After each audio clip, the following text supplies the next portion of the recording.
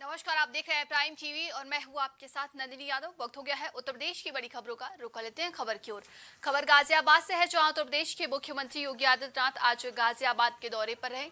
मुख्यमंत्री योगी आदित्यनाथ गाजियाबाद पहुंचे, जहां पर उन्होंने प्रधानमंत्री नरेंद्र मोदी सभा स्थल का निरीक्षण किया। अपने जनप्रतिनिधियों के साथ निरीक्षण करते हुए देखा गया था, जिसमें उन्होंने देश की पहली रैपिड एक्सरे साहिबाबाद स्टेशन का निरीक्षण भी किया। आने वाली नवरात्रि को प्रधानमंत्री नरेंद्र मोदी के हाथों उद्घाटन किया जाना है। इसके बाद योगी आदित्यनाथ मोहन नगर होते हुए हिंडन एयरपोर्ट से लखनऊ के लिए रवाना हुए। फिलहाल अधिकारी स्तर पर प्रधानमंत्री नरेंद्र मोदी का गाजियाबाद देश की पहली रैपिडेक्स का उद्घाटन करने के लिए साफ नहीं हो पाया है, मगर जानकारी के मुताबिक 17 तारीख को प्रधानमंत्री नरेंद्र मोदी उत्तर प्रदेश के गाजियाबाद में रैपिडेक्स का उद्घाटन करने के लिए पहुंचेंगे।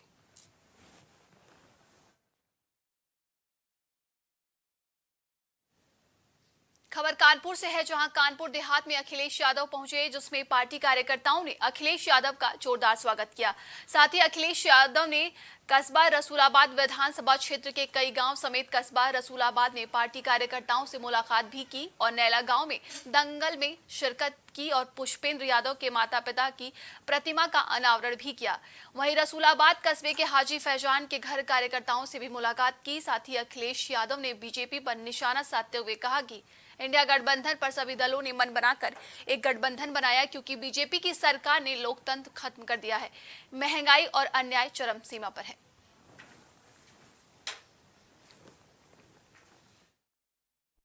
देखिए, आने वाले समय में जब सभी दलों ने मन बना लिया है कि साथ रहेंगे और एक गठबंधन तैयार हुआ है, गठबंधन के साथ साथ जो आम वोटर है, जो ये महसूस करता है कि पिछले बीजेपी की सरकार में संविधान, लोकतंत्र इन लोगों ने मिलकर के खत्म कर दिया है, संस्थाएं खत्म कर दी हैं।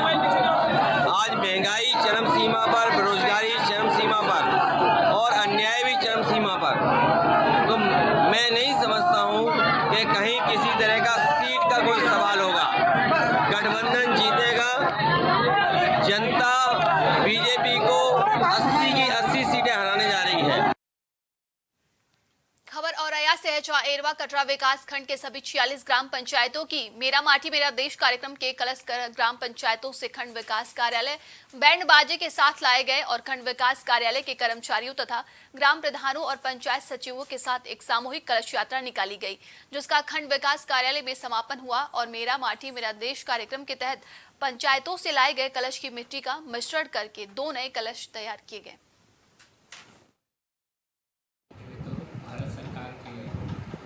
प्रधानमंत्री जी के आह्वान पर अमृत कलश यात्रा ग्राम पंचायतों से होकर विकास खंड पर जुलूस के रूप में आई और यहाँ पर पंचप्रण की शपथ दिलाई गई।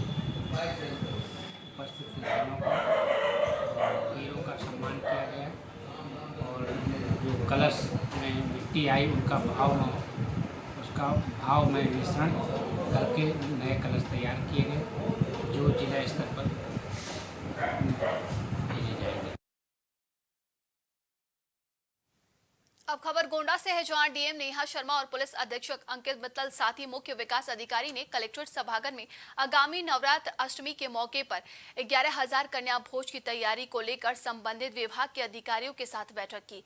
मिशन शक्ति के रूप में नारी की सुरक्षा, उसके सम्मान और स्वावलंबन के लिए प्रतिबद्ध योगी सरकार शारदीय नवरात्र से मिशन शक्ति के अगले चरण की शुरुआत करने जा रही है। वहीं इस शारदीय नवरात्रि में योगी सरकार एक और बड़ी पहल कर रही है, जिससे जनपद गोंडा भी एक नया इतिहास रचने जा रहा है। सूबे के मुख्यमंत्री योगी आदित्यनाथ मार्गदर्शन में नवरात्रि के पावन अवसर पर देश का अब तक सबसे बड़ा कन्या पूजन कार्यक्रम गोंडा में होने जा रहा है। आगामी 22 अक्टूबर को महाअष्टमी के दिन शक्ति बंधन समारोह का आयोजन किया जा रहा है। इस दौरान जिले में भी 11,000 बेटियों का एक साथ कन्या पूजन कराया जाएगा। यह सिर्फ प्रदेश ही नहीं बल्कि देश में अब तक का सबसे बड़ा कन्या पूजन समारोह होगा। इस समारोह को लिम्का बुक ऑफ रिकॉर्ड्स में भी दर्ज कराने का प्रयास किया जा रहा है। खबर राजधानी लखनऊ से है, जहां अलीगंज और विकास नगर क्षेत्र के बीच में कुर्सी रोड स्टेट हाईवे रोड पर इस रोड में आने वाले मामा चौराहे से लेकर चर्चा road Indian oil petrol pump तक तकरीबन 600 मीटर की रोड पर स्ट्रीट लाइट की व्यवस्था नहीं थी। स्थानीय लोगों का यह भी कहना है कि अंधेरा होने की वजह से आए दिन यहां पर चैन स्नेचिंग सहित कई घटनाएं होती रहती थी, जिसके बाद 11 महीने की मशक्कत के बाद समाजसेवी विवेक शर्मा ने जनहित की शिकायत का संज्ञान लेते हुए नगर निगम लखनऊ उक्त रोड पर मार्ग प्रकाश की व्यवस्था की। लखनऊ नगर निगम का एक क्षेत्र अछूता था, जहां पर लगभग 40 सालों से यहां पर बिजली की लाइट की आपूर्ति नहीं थी। यहां पर रोड लाइट, स्ट्रीट लाइट नहीं था और यहां कई दिनों से, कई सालों से लोग मेहनत कर रहे थे। यहां के स्थानीय लोग यहां पर इस डिवाइडर पर बिजली की व्यवस्था हो, लाइट की व्यवस्था हो। ये विकास नगर का एरिया कहलाता है, अलीगंज का एरिया कहलाता है, जहाँ पर जो रोड लाइट है, स्ट्रीट लाइट यहाँ पर नहीं थी। यहाँ की जनता ने काफ़ी शिकायत की। उसके बाद कुछ लोग यहाँ पर इकट्ठा, उनसे जानेंगे कि आखिर किस तरीके से आप लोग यहाँ की शिकायत की है और कैसे यहाँ पर लाइट की व्यवस्था हो। यहाँ मामा चौराहे से लेके डंडैया तक बहुत ज़्यादा अंधेरा रहता था, जिससे जनता को बहुत परेशानी होती है। यहाँ विवेक शर्मा जी के सहयोग से जन सुनवाई हुई, जिसके कारण यहाँ की जनता विशेष सहयोग की उनके साथ और यहाँ एक प्रकार से बड़ी सफलता प्राप्त हुई। और यहाँ के नगर निगम के सिद्धार्थ जी जो कि इलेक्ट्रिकल इंजीनियर है, उन्होंने बहुत फुर्ती से काम किया इस पर, जिसमें कि जनता यहाँ के खुश हुई और हमारे विवेक शर्मा का बहुत ही सहयोग रहा, जो कि ये काम संपन्न हुआ। देखिए, ये स्थानीय लोग हैं यहाँ पर जो समस्या थी, जो स्ट्रीट लाइट की, वो काफ़ी सालों पुरानी थी। तो यहाँ पर एक समाज सेवी थे, उन्होंने एक निस्तारण के लिए IGRS किया, ट्विटर के माध्यम से कई बार सरकार को चेताया, अधिकारियों को चेताया। उसके बाद यहाँ पर लाइट की व्यवस्था की गई। और कुछ स्थानीय लोग हैं, हम उनसे जानना चाहेंगे कि आखिर कब से यहाँ पर लाइट की व्यवस्था नहीं थी और आज कितने सालों के बाद ये व्यवस्था हो रही है और किसके द्वारा? भाई साहब, हम जब से 2017 से आए हैं, यहाँ पे हमारा ऑफिस है हिंदू महासभा का, अखिल भारत हिंदू महासभा, तब से लाइट नहीं थी। अब जो है हमारे विवेक जी ने प्रयास किया और भी हमारे कई सहयोगीगण हैं यहाँ के क्षेत्रीय निवासी हैं, तो उन लोगों ने सहयोग किया, कई बार शिकायत की है, तभी हो पाया। जैसे कि यहाँ विगत वर्षों से 30, 35, 40 वर्षों से लाइट का बहुत समस्या था। जो लोग आते जाते थे, बहुत परेशानी होती थी। अंधेरी रात में यहाँ पे चोरी, चमारी, डकैती जो भी होती थी, बहुत परेशानी होती थी जनता को। तो माननीय बड़े भाई विवेक शर्मा जी के अथक प्रयास से, नगर निगम के प्रयास से, जनहित में ये आज कार्य पूरा हुआ है। माननीय बड़े भाई विवेक शर्मा जी का बहुत बहुत धन्यवाद, नगर निगम के पूरे टीम का बहुत बहुत धन्यवाद जी। और भी कुछ लोग हैं हमारे साथ, उनसे भी जानेंगे कि आप इस क्षेत्र के निवासी हैं और जिस तरीके से स्ट्रीट लाइट यहाँ पर लगाई गई, क्या सुविधा? अभी यहाँ पर लाइट रही नहीं, जिससे लोगों को एक्सीडेंट होने की संभावना बढ़ जाती है और एक्सीडेंट यहाँ हुआ करते हैं। जानवरों को रात में अंधेरे में, उससे लोगों को बहुत तकलीफ होती है। और ये स्ट्रीट लाइट लग जाने से कम जनता का एक्सीडेंट नहीं होगा, जनता को नुकसान नहीं होगा और लाइट से आप आसानी से आ जा सकेंगे। माननीय हमारे समाजसेवी शर्मा जी के सहयोग से उन्होंने काफ़ी प्रयास किया, जिसकी वजह से हम रोड पर हमें रोशनी मिल पा रही है। जब साहब यहाँ आए हैं, जब से कॉलोनी बनी है, शुरू से ही यहाँ लाइट व्यवस्था नहीं थी, कभी भी लाइट व्यवस्था नहीं रही है। और यहाँ पर पूरी कॉम्प्लेक्स एरिया ये है और यहाँ पे आवासीय पूरा एरिया है। सब लोग बहुत परेशान थे, हर समय परेशानी वो झेलना पड़ता था। हमारे यहाँ ये विवेक शर्मा जी हैं, इनके प्रयास से, इनके अथक प्रयास से इन्होंने हम लोगों को बड़ा सहयोग दिया इस मामले में। हम लोग भी इनसे बार बार कहते रहे, लेकिन इन्होंने हम लोगों को कहने मौका नहीं दिया कभी। और इन्होंने अथक प्रयास से लाइटें लगवाई, जो कि आज तक जब से कॉलोनी बनी है लाइट ही नहीं थी आई। क्या नाम है आपका और कहाँ पर दुकान है?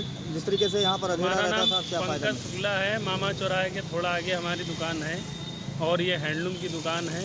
यहाँ पर थोड़ा रोड लाइट में पहले थी नहीं तो दिक्कत हो रही थी, आप जाके लग गई तो थोड़ा आराम मिल गया और जो है उजेला हो गया है। तो पहले अंधेरे कारण क्या ग्राहक नहीं आते थे? अंधेरे के चक्कर में कोई ग्राहक रुकता नहीं था, सब चले जाते थे और यही हमारी थोड़ी लाइट जला करती थी।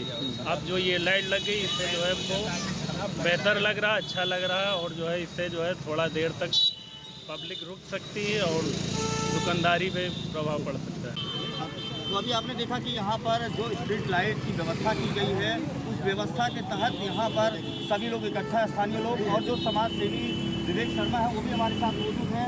उनसे जानेंगे कि आखिर किस तरीके का प्रयास आपका रहा और कितने दिनों के प्रयास के बाद आज यहाँ पर ये एरिया जगमग हुआ, जबकि 40 सालों से लगभग बताया जा रहा है कि यहाँ पर इस तरह की मार्ग प्रकाश की व्यवस्था नहीं थी। आज इस तरह की मार्ग प्रकाश की व्यवस्था कैसे आप कर पाए? देखिए, सबसे पहले तो मैं आपका धन्यवाद दूंगा कि आपने बहुत अच्छा मुद्दा ये यहाँ पर हम लोगों से बात कर रहे हैं। ये मेरी जीत नहीं है और ना ही मैंने ये कोई काम किया है, ये आम जनता का काम है जो सरकार ने किया है।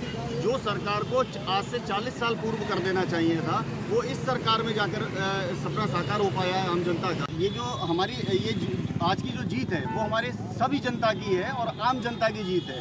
आम आदमी था, क्योंकि एक खबर बनी थी जब ये विभागों ने इस आम जनता को फुटबॉल बना दिया था, तो फुटबॉल बनी जनता एक स्लोगन चला था और ये मैं बार बार इस मुद्दे को उठाता रहा हूँ, आपके यहाँ माध्यम से भी उठाया है और उसी की ये परिणति है कि आज हमें यहाँ पर लाइट देखने को मिल रही है 40 सालों के बाद।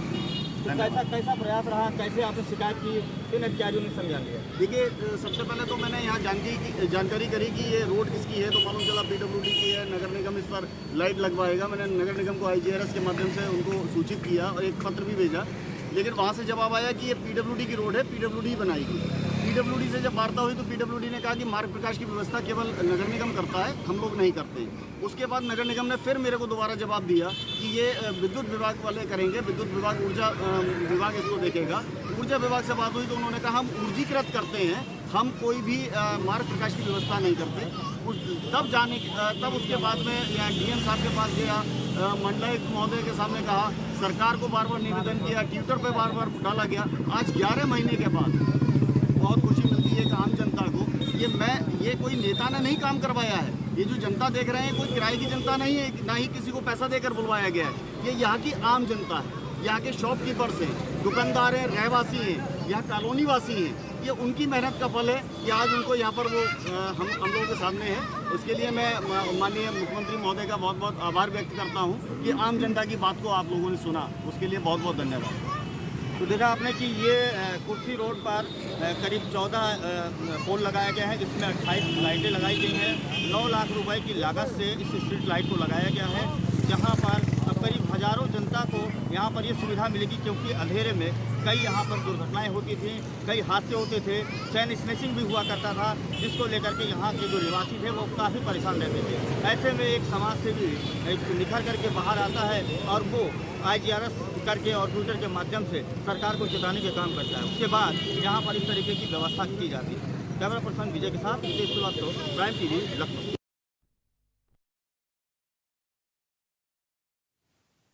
राजधानी लखनऊ के दुबग्गा थाना क्षेत्र में हुई लूट की घटना को अंजाम देने 9 शातिर लुटेरे को पश्चिमी पुलिस ने पकड़कर लूट की घटना का खुलासा किया है। पुलिस ब्लाइंड केस का खुलासा करते हुए बताया कि जिस गाड़ी से घटना को अंजाम देने लुटेरे आए थे, उस गाड़ी के सिर्फ 2 नंबर ही पढ़ने में आ रहे थे, जिसके बाद भी अनोखे तरीके से गाड़ी ट्रेस की गई। संजय वाजपेयी को लूट की घटना का मास्टरमाइंड बताया जा रहा है और ये पेशे से अधिवक्ता बताया जा रहा है। पकड़े गए लुटेरे के पास से 45,000 नगद, एक कार, मोटरसाइकिल और एक अवैध तमंचा बरामद किए हैं। दुबग्गा में लूट की घटना को अंजाम देने वाले शातिर लुटेरों को पश्चिम पुलिस ने दबोच लिया है, पकड़ लिया है। आज इसी क्रम में आज DCP वेस्ट ने प्रेस कॉन्फ्रेंस करी है। मेरे साथ अभी मौजूद हैं वादी जिनके यहाँ ये लूट की घटना को अंजाम देकर शातिर लुटेरे भाग गए थे। बात करेंगे इनसे। सर, क्या हुआ था, क्या हुआ था, कैसे लूट हुई? रात को हम लेटे हुए थे और लगभग 1 बजे बाद खट की आवाज़ आई और जब हमने आवाज़ लगाई कौन है, तो एकदम से हमको सब लोग 4-5 लोग मिलके मारने लगे। 4 लोग मारते मारते खाले गिरा दिया और फिर गले में जंजीर और जेब में चाबी पैसा ले लिया। उसके बाद फिर मारने लगे। फिर हमारी नातिन का बोले बाली खींचने लगे, तब इसने कहा बाली खींचो नहीं हाथ से, हम खुद दे रहे हैं, हम दे देंगे। फिर पकड़ के हम उसको नातिन को हमको लिए कमरे में ले जा के उसको हमको बांध दिया बिल्कुल। और बांध के सब तोड़ फोड़ करते रहे, सब पैसा रुपया सब झाड़ते रहे, ये कंजेवर का सब उन्होंने पुलिस ने खुलासा कर लिया है, पकड़ लिया है अपराधियों को। हाँ, सबको पकड़ क्या लिया। कहना चाहते हैं? नहीं, हम कुछ नहीं, हम कहते हैं वो जो उचित सजा हो दी जाए, बस। पुलिस की जो भूमिका है, पुलिस ने पकड़ा है उन लोगों अपराधियों को, आपका सामान भी वापस करवाया जा रहा है, तो पुलिस के लिए आप क्या कुछ कहना चाहते हैं? नहीं, पुलिस के मैं जो भैया धन्यवाद देना चाहता हूँ कि हम सदा आभारी रहेंगे कि हमारी प्रशासन ने बहुत बड़ी मदद की है, इससे बढ़ की कोई मदद नहीं की। ये थे मेरे साथ वादी, जिन्होंने बताया कि किस तरीके से ये लूट की घटना को अंजाम देने के बाद जो लुटेरे थे वो वहाँ से फरार हो गए। मेरे साथ अभी मौजूद हैं डीसीपी वेस्ट राहुल राज जी, जिन्होंने आज प्रेस कॉन्फ्रेंस करके इस घटना का जो ब्लाइंड केस था, जिसमें कहीं क्लू नहीं मिल रहे थे, उसका यहाँ पर जो है इन्होंने खुलासा किया। 7/8 की रात में दुबग्गा थाने के जेहटा गांव में मोतीलाल पाल, जो कि अभी बैठे भी हुए हैं, इनके घर में कुछ बदमाश घुसे और इनके जेवरात और कैश ये रुपए लूट करके जो है भाग गए थे। इनके द्वारा तहरीर दी गई, जिस पर 392 IPC का मुकदमा लिखा गया और हमारी पश्चिमी जोन की 5 टीमों ने इसमें काम करके, क्राइम ब्रांच के साथ भी हम लोगों की टीम लगी थी। आज पूरी घटना का खुलासा किया गया है, जिसमें 9 अभियुक्त गिरफ्तार किए गए हैं, जिसमें अभियुक्तों की क्रिमिनल हिस्ट्री भी है, पहले भी इन्होंने लूट जैसी संगीन घटना को अंजाम दिया है। सारे अभियुक्त गिरफ्तार किए गए हैं। जो जेवरात गए थे, जेवरात जो सारे बरामद किए गए हैं। जो गाड़ी जो है घटना प्रयुक्त हुई थी, वैगनआर और बाइक, वो गाड़ी बरामद की गई है। कैश भी जितना खर्च होने के बाद बचा था इनके पास से, लगभग 45,000 रुपये, वो भी बरामद किया गया। मास्टरमाइंड कौन था इसका? देखिए, घटना का जो मेन मास्टरमाइंड था वो अधिवक्ता संजय वाजपेयी था, जिसने पूरी टीम को जो है कॉन्स्टिट्यूट किया और मुखबिरी जो है वादी के जो मोतीलाल पाल हैं, इन्हीं के साड़ू का लड़का विकास पाल है, वो इसने मुखबिरी किया था। सर, एक अहम बात सामने निकल कर आ रही है कि गाड़ी में सिर्फ 2 नंबर सामने प्रकाश में आ रहे थे, उसके बाद भी पुलिस ने इनको ट्रेस कर लिया है। कैसे सर किया? क्या जी, ये बहुत ही एक चैलेंजिंग जॉब था हमारे लिए, क्योंकि ब्लाइंड केस था, हमारे पास कोई क्लू नहीं था। लेकिन हमारी टीम ने CCTV कैमरों को, सैकड़ों कैमरों को खंगाला और उसके बाद गाड़ी को ट्रेस किया। ट्रेस के बाद एक जगह गाड़ी के 2 डिजिट मिले हमको।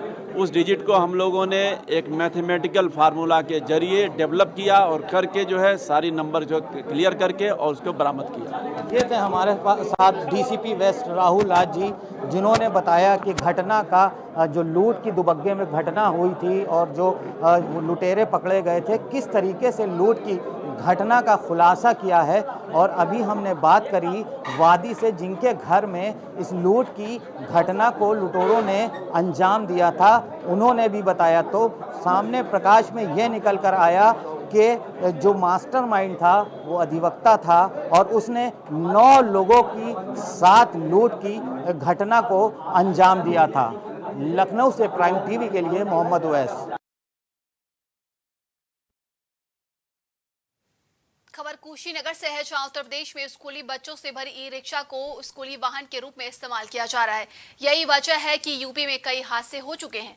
यूपी के कई शहरों में स्कूली बच्चों से भरे ई-रिक्शा दुर्घटनाग्रस्त हादसों के बावजूद कुशीनगर में ई-रिक्शा बिना रोक टोक के स्कूली बच्चों को ढेर रहे हैं। गंभीर सवाल यह है कि उठता है कि परिवहन विभाग स्कूल के अन्य वाहनों की जांच करता है, मगर ई-रिक्शा की जांच नहीं होती है। वैसे भी ई-रिक्शा स्कूली बच्चों के लिए अलाउड नहीं है, फिर भी संबंधित विभाग आंखें बंद किए रहते हैं। वैसे तो स्कूली वाहनों से ही बच्चे को घर से स्कूल ले जाने की अनुमति नहीं दी गई, बावजूद इसके शहर से लेकर ग्रामीण क्षेत्र की सड़कों पर स्कूली बच्चों को ढोने वाले वाहनों की भरमार है। कुशीनगर के ARTO इस क्रम में अभियान चला रहे हैं, ऐसे वाहनों के चालान कर कार्रवाई कर रहे हैं, लेकिन अभियान चलाए जाने के बावजूद भी कोई रोक नहीं है।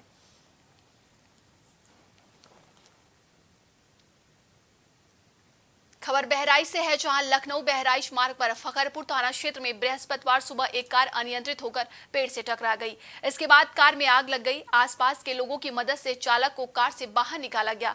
कार पूरी तरीके से जलकर राख हो गई। फखरपुर थाना क्षेत्र के परसेंडी चीनी मिल के निकट एक कार सुबह अनियंत्रित हो गई। पेड़ से टकराते ही कार में आग लग गई। आग लगता देख आसपास के लोग मौके पर पहुंचे।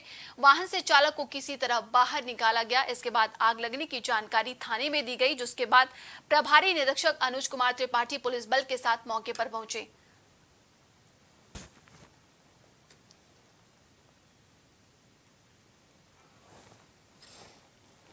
तो खबर बहराइच से है, जहां पर अनियंत्रित होकर पेड़ से एक कार टकरा गई, जिसके बाद बताया जा रहा कि कार में आग लग जाती है। वहीं आसपास के लोगों की मदद से कार चालक को बड़ी मुश्किल से उसमें से बाहर निकाला जाता है। मौके पर स्थानीय लोग जो मौजूद थे, उन्होंने पुलिस को सूचना दी। पुलिस आकर वहां पर मौजूद कार चालक को बाहर निकालती है। खबर बहराइच से है, चौंच जिले के बसंतपुर गांव निवासी एक बाइक सवार मंगलवार को एक स्कूल के सामने कार से टकराकर घायल हो गया था।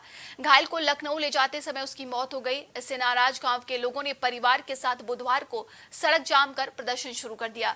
सीओ और नगर मजिस्ट्रेट के समझाने पर सभी शांत हुए। पुलिस ने लाश को पोस्टमार्टम के लिए भेज दिया। दरअसल मोटरसाइकिल से बहराइच जा रहे एक युवक और उनकी पत्नी को एक कार ने ठोकर मार दी, जिससे उनका हेलमेट अलग गिर गया और उन्हें गंभीर चोटें आ गईं। वहीं मौके पर फायदा उठाकर कार सवार वहां से भाग निकला। आसपास के लोगों ने घायल को मेडिकल कॉलेज पहुंचाया, जहां डॉक्टर ने देर शाम लखनऊ रेफर कर दिया। रास्ते में उनकी मौत हो गई।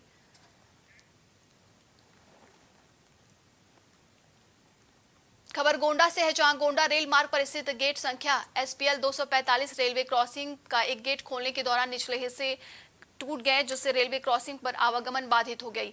इस दौरान सैकड़ों छात्र छात्राओं और दर्जनों वाहनों को भी लंबे समय तक रेलवे क्रॉसिंग के खुलने का इंतजार करना पड़ा, जिससे 2 ट्रेन भी आउटर पर खड़ी होकर इंतजार करती रहीं, जिसके काशन के जरिए गेटमैन द्वारा पास करवाया गया। आपको बता दें कि रेलवे क्रॉसिंग ठीक होने में लंबा समय लग गया, जिसमें गोंडा सांसद कीर्तिवर्धन सिंह उर्फ राजा भैया अपने आवास मनकापुर कोर्ट से गोंडा जाने के लिए रवाना हुए थे, लेकिन रेलवे क्रॉसिंग पहुंचने से पहले रेलवे क्रॉसिंग बंद हो गई।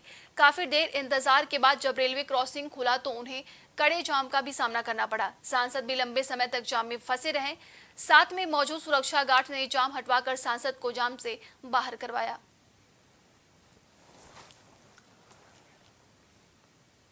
खबर हरदोई से है, जहां पाली कस्बे में बरगद चौराहे के निकट एक तेज रफ्तार ट्रक ने बाइक सवार को कुचल दिया। बाइक सवार युवक की मौके पर ही दर्दनाक मौत हो गई।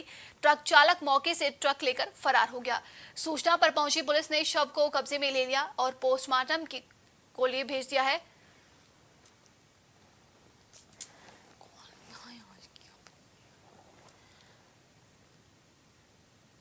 खबर कानपुर से है, जहां पुलिस का एक बेहद अनैतिक कारनामा सामने आया है। एक पिता ने अपनी नाबालिग बेटी से छेड़खानी करने वाले 2 आरोपियों पर FIR लिखाई थी, तो विरोध में पुलिस ने आरोपियों की मां की तरफ से किराएदारी का विवाद बताकर नाबालिग लड़की और उसके 12 वर्षीय नाबालिग भाई समेत पूरे परिवार पर मारपीट का मुकदमा लिख दिया, जिसके बाद नाबालिग छात्रा अपने पिता के साथ स्कूली ड्रेस में पुलिस कमिश्नर के यहाँ इसकी शिकायत करने पहुंची, जहां कमिश्नर के स्टाफ अफसर ने पूरे मामले की जांच के आदेश दिए।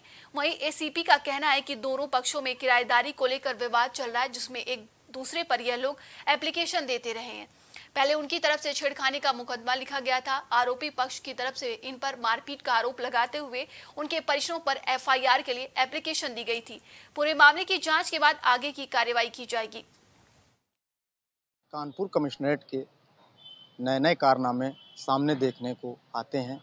एक फिर कानपुर कमिश्नरेट का नया मामला देखने को मिला है, जहां पर कुछ दिन पहले एक पिता ने अपनी बेटी के साथ हुए छेड़छाड़ के मामले में मुकदमा दर्ज कराया था।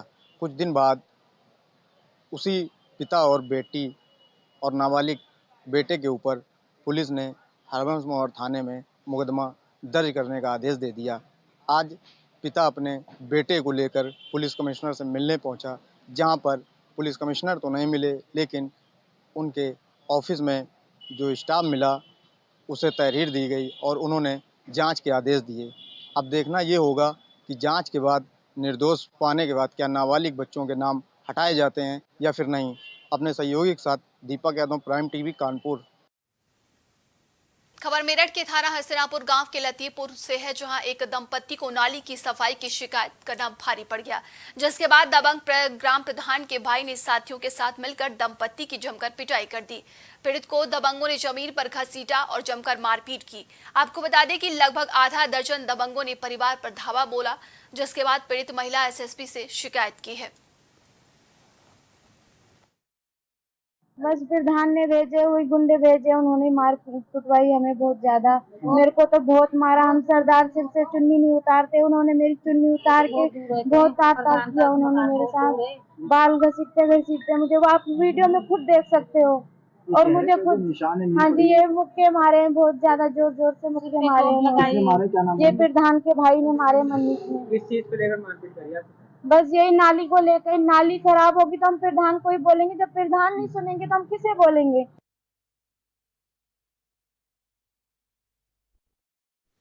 खबर हरदोई से है, जहां का एक वीडियो सोशल मीडिया में तेजी से वायरल हो रहा है, जो कि शहर के पॉश इलाके मेडिकल कॉलेज के पास का है, जिसमें दो सांड आपस में लड़ते हुए सड़क पर जा रहे हैं। बाइक सवार दंपत्ति को टक्कर मार देते हैं और उसके बाद दंपत्ति को खुर से कुचलते हुए उन्हें बुरी तरीके से जख्मी कर देते हैं।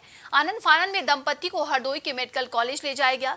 हरदोई के मेडिकल कॉलेज के बाहर आज उस वक्त हड़कंप मच गया, जब बाइक सवार एक दंपत्ति एक निजी अस्पताल से दवा लेकर निकल रहे थे। तभी सड़क पर लड़ रहे सांडों ने पहले उन्हें टक्कर मार दी, फिर नीचे गिरा दिया, उन्हें कुचल कर बुरी तरीके से जख्मी कर दिया। घटना का वीडियो अब सोशल मीडिया में वायरल हो रहा है। इसके संबंध में जो शासन के जो निर्देश हैं, उसके अनुसार जब भी हमें ऐसी कोई सूचना मिलती है, यहाँ ऐसा कुछ दुर्घटना होती है, तो हम सांडों को जो है अपने कैटल कैचर से पकड़वा करके उनको मुख्य पशु चिकित्सा अधिकारी के सहयोग से जहां वो समझते हैं वहां पशु द्वारा जो है वहां भिजवा दिया जाता है। ये अभी अस्पताल के पास ही हम खड़े थे, तो दो दंपति निकल रहे थे, मियाँ बीवी नकौरा के थे। उनको गौवंश लड़ रहे थे आपस में, उससे उनको ठोकर लगी, बहुत चोट आ गई। उनको उठा के भर्ती कराया है और बड़ा मतलब स्थिति गंभीर है। आज के लिए उत्तर प्रदेश की खबरों में बस इतना ही। देश और दुनिया की तमाम खबरों के लिए आप देखते रहिए प्राइम टीवी। नमस्कार।